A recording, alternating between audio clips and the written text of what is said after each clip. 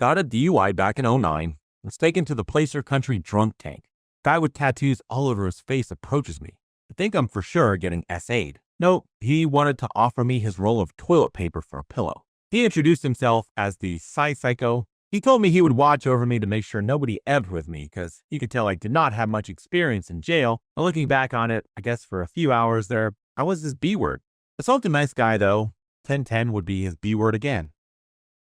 Did an internship at a jail. Met a dude awaiting trial on a triple homicide. Guy just had that vibe around him that just made you feel uncomfortable.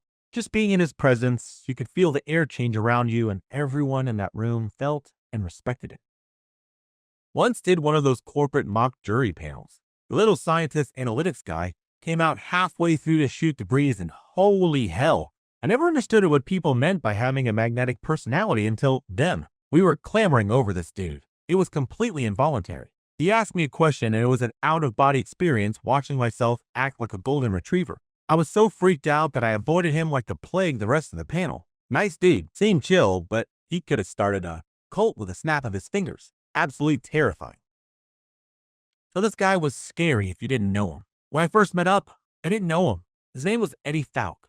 He loved steroids, working out, and fighting people. As big of a person as I can imagine. Eddie got into a fight at a party with some gangbanger type. Gangbangers, not very honorable people, did not take the loss well, put out a hit on him.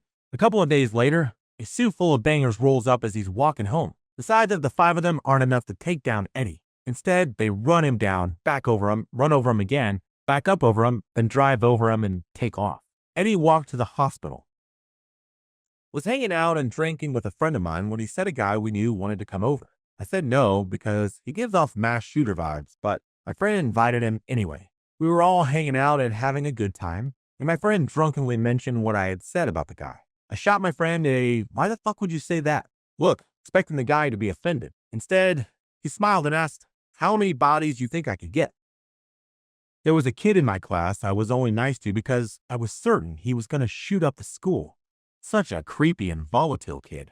He did help me pass French my senior year, so that was nice. My nephew was even creepier. He was in middle school when I married into the family, and he was always super antisocial and weird. My in-laws are all weird, but he was scary. He's the only one of his generation in the family, and his mom should never have had kids. He was never socialized.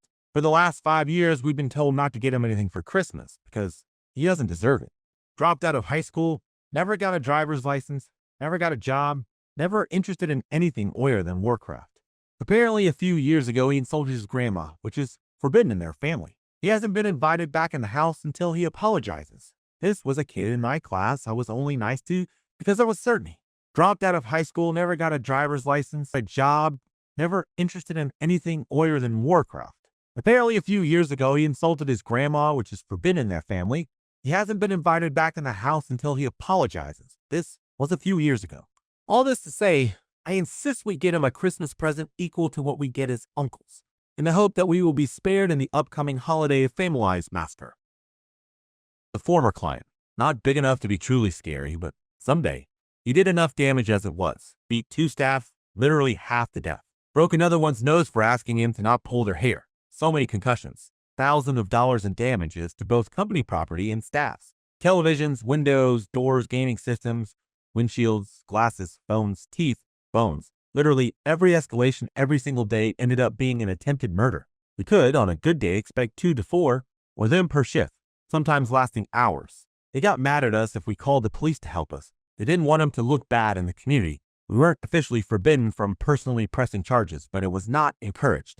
Everyone did everything to make sure he never faced any consequences. For the 2 staff he pulverized, he had to draw a picture to say he was sorry. He was almost 14. He finished the picture, looked the staff with him in the eye and said, I'm not sorry. I'm glad I did it. I wish I hurt them worse. I wish I killed them. It was my job to work with him. When he wasn't in a rage, he had his decent moments. In one calm conversation, we were playing Legos or something. I asked him if he'd like to talk about some ways to avoid hurting people when he gets angry. The kid looks me dead in the eye and said, no, I don't want to stop hurting people. I like hurting people. I asked him why. He shrugged, like it. It's fun. I believed him. Pissed off Dwayne Johnson. Let me explain. A few years ago, I was part of a charity event with Power of Pain, a family friend who I call my Aunt Barbie. owns a charity for neuropathy and other immune disorders. And funny enough, we somehow got Dwayne Johnson as a guest.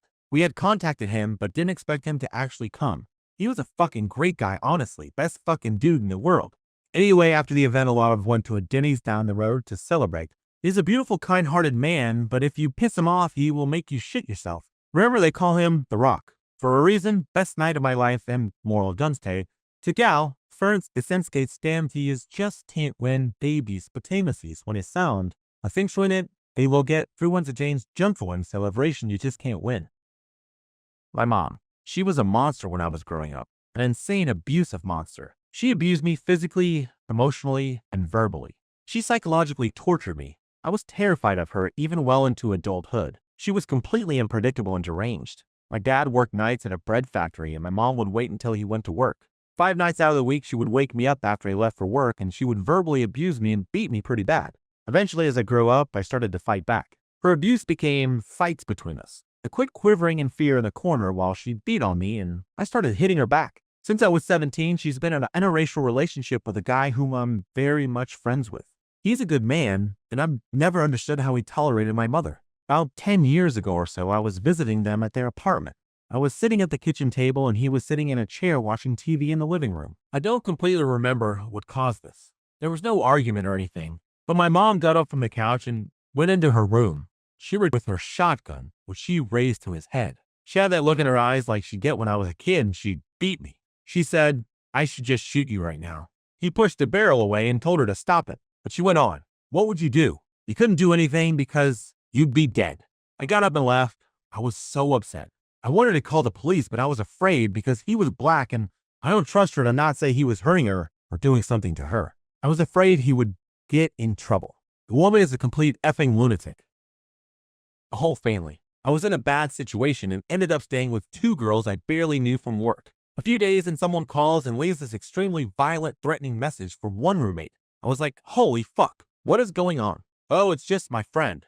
She's a little wild and pawing with the ear, but she furry fainted the wrong way. I spent a lot of time with the one roommate. She was my age, other chick was younger, and we would spend hours on our motorcycle visiting random people. We ended up at crazy blonde chick's house. Totally normal house at the end of a dirt road. Even had a lovely garden, but there was a shotgun blast in the wall by the front door. I'm just quiet, mind my business. File, be friendly. We're sitting in their yard while they swim in their above-ground pool. A car pulls up. Blondie jumps out of the pool, grabs a baseball bat, and runs screaming at this car. Smashes their windshield. They peel out. She's screaming, "I told you, mother. Fuckers never come by here without calling." Her husband and small kids are just in the pool like nothing is happening. Turns out they are the go-to pill and nut supplier for the entire county. We were there early one morning smoking a joint, and on the news, they're showing a new jail that was just built. Blondie's older brother was like, "Wow, that's nice. Can't wait to try it out." He's a 6'7", 320-pound ginger who will break anybody's leg for $10. The mother and father of Blondie are average-looking old white people, but they cook meth as a profession. There were handguns everywhere. Maybe they don't seem as scary as some people's experiences, but I had the distinct feeling I was one fuck-up away from a serious beating anytime I was around them. Glad those days are over. A child psychopath. I used to do a lot of work nannying and babysitting. For a time, I was a nanny to a family with 3 kids. Both were teachers, but they homeschooled their own kids. The kids' ages were 2 boys ages 7 and 5, and the youngest was a baby girl under 1, only barely starting to crawl. The baby was why I was working for them. Grandma used to watch them during the day, but couldn't keep track of the 2 rowdy boys and the baby at the same time. Of the 2 boys, 7 was just to be expected for a young boy. Definitely had ADHD, but was very smart and listened to instructions. But 5 was a different story. Angry all the time, disobedient to the point of purposely doing things he was told not to. Would break and destroy toys, scream, and kick whenever he'd go in trouble. And he never smiled. Parents had told me that I was allowed to use physical punishment such as a spanking should he be too bad. I don't believe in the use of physical punishment, so instead I would do timeouts and talk him through his mood swings. I figured he was just acting out to get attention, since the new addition to the family meant less time for him. It was getting better until one day, and from then on I knew it was something more. The boys were watching some random kid show like Paw Patrol while the baby was trying to crawl around on the floor. I was playing with the baby when I realized it was time to prep their lunch. I got up and went to the kitchen, which is conjoined to the living room, so I could still keep an eye on them while making the food. 7 was sitting in the recliner zoned out watching the show while 5 was standing next to the couch. After I had put their lunch in the microwave, I walked back into the living room and sat down. Baby had gotten to the edge of the couch where Five was, and I saw him look down at her. His face was completely emotionless for a long while, then it flashed dark, almost angry. I watched as he turned towards the baby, took a step forward, and pulled his leg back like you would with a soccer ball. He was going to dropkick the baby. I shot up while yelling at him to stop. He froze because he didn't realize I had been watching, and I managed to scoop up the baby. I turned to tell him not to be rough with the baby, but froze in place. He was staring daggers at me, irritated I had caught him. "We don't do that," I said as I took the baby with me into the kitchen. He was furious. That's when I realized that I had only ever seen him smile or laugh when someone else would get angry or hurt. The child was a sadistic psychopath. I know they say they can't diagnose kids, but this child displayed no remorse or empathy. He terrified me, especially since he wasn't afraid to hit me when he got angry. I only worked there for a short time after that. I knew I couldn't keep working there in constant fear that he was going to hurt the baby and it'd be my fault. I lied to the parents and told them I would be starting college classes soon that would conflict with the hours they wanted me to watch the kids. Glad I left, but live in constant fear. I'll run into them or see the kid on the news having killed his family or as the next big serial killer.